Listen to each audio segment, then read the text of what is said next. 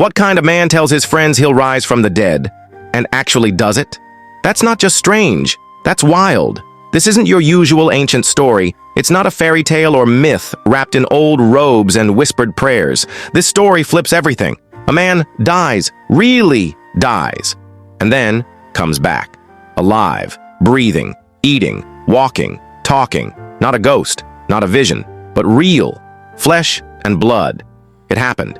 And what makes this even crazier? It matters to you right now, because this isn't just about Jesus coming back. It's about why he did. It's about what that means for your life, your pain, and your future. This is Story of Grace. Stick around, hit that subscribe button, and come with us on this unbelievable journey.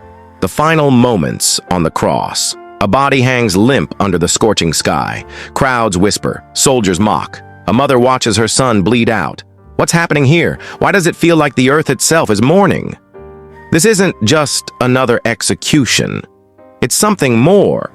Jesus was nailed to a Roman cross. It was brutal, public, and humiliating. His followers scattered. His enemies shouted with glee. But even in agony, Jesus spoke love. He forgave the ones driving the nails. He looked after his mother. And in his final breath, he cried out, "It is finished." Then everything shifted. The ground shook. The sky turned black. And it felt like hope had just been buried with him. His body was taken down from the cross, wrapped in linen, and laid in a borrowed tomb. A massive stone was rolled in front of the entrance. Roman guards were stationed to keep watch. There was no doubt. He was dead. Friday ended in silence and sorrow. Saturday crawled by in confusion and fear. The streets were still, hearts were broken. It seemed like the movement Jesus started had ended in failure. No one expected what would happen next, because in that moment, when the tomb was sealed and the story seemed over, God was setting the stage for the greatest twist in history. The cross wasn't the end. It was the beginning of something that would shake the world. The empty tomb. Imagine showing up to mourn someone, only to find the grave empty. That's exactly what happened. Before the sun even fully rose on Sunday, some women went to the tomb with spices. They just wanted to honor Jesus' body. But the stone was rolled away. Gone. No body. Just grave clothes folded neatly. Then, a voice. Not a whisper. Not a dream. An angel. Saying the unthinkable. He's not here. He has risen. You don't just brush that off. These women were stunned, terrified, overwhelmed. They ran to tell the disciples. Peter and John sprinted to the tomb, hearts pounding, and what they found changed everything. No Jesus, just an empty grave, just space where death used to be. The first appearances, a voice calls your name, you turn around, and the person you thought was dead is standing right there. That's what happened to Mary Magdalene. She thought he was the gardener. But then, he said her name, and that moment rewrote her world. Later, two men were walking to a town called Emmaus. They were crushed, confused, venting about the past few days. A stranger joined them, talked with them, ate with them. And just as he broke bread, their eyes were opened. It was Jesus. Then, in a locked room where the disciples were hiding, afraid of being hunted, Jesus appeared. Not as a ghost, but in the flesh. He spoke peace, showed his scars, ate food with them, even let Thomas touch his wounds. He wasn't hiding, he was alive, and he wanted them to know it. What really happened? A man beaten to death rises from the grave. That's not normal. So, of course, some tried to explain it away. Maybe the disciples stole the body. But think about that. These guys were scared, hiding, and completely broken. You don't go from hiding in fear to boldly preaching and dying for a lie. Maybe Jesus didn't actually die. But Roman soldiers were experts at execution. They didn't miss. And the spear to his side? That sealed it. Maybe it was a hallucination. But 500 people don't hallucinate the same thing. At different times. In different places. All saying the same story. The only explanation that fits is the most unbelievable one. Jesus actually rose. And the world has never been the same since.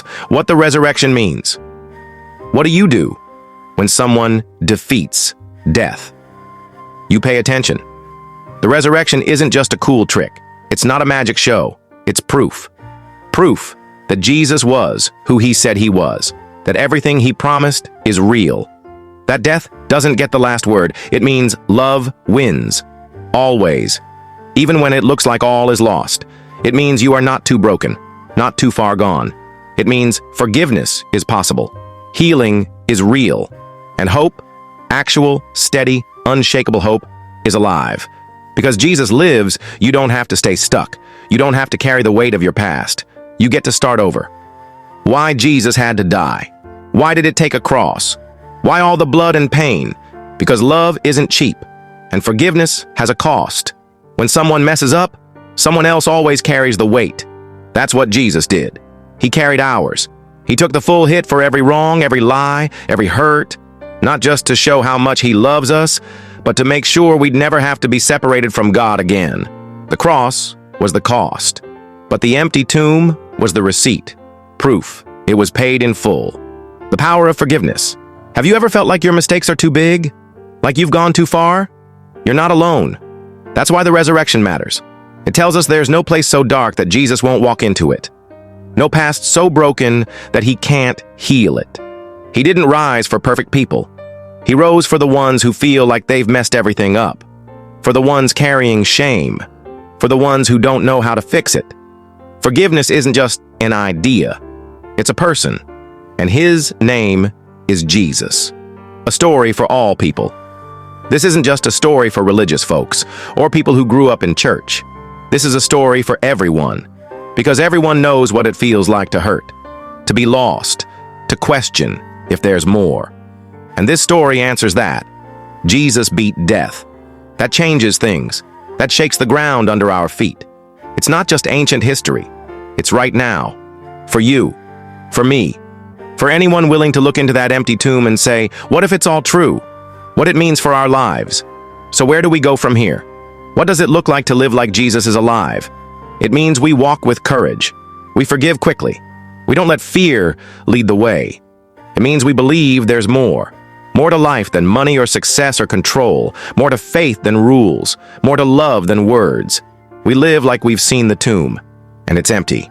We live like nothing can hold us back. Because if death couldn't stop Jesus, then what can stop us? We're part of the story now, not just readers, but characters, living it out. The story continues. And the best part? It's not over. Jesus didn't rise and vanish. He sent his Spirit. He gave us purpose. He left us with a mission to tell the world, to love like he loved, to serve like he served. Every act of kindness, every step of faith, every moment of forgiveness. It all keeps the story going because he's still alive, still moving, still changing lives. And now, it's your turn. This is your moment. Your story is not finished. Jesus rose, and that changes everything.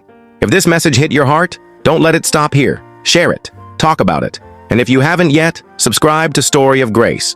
We're here to remind you that love wins, grace is real, and the story isn't over.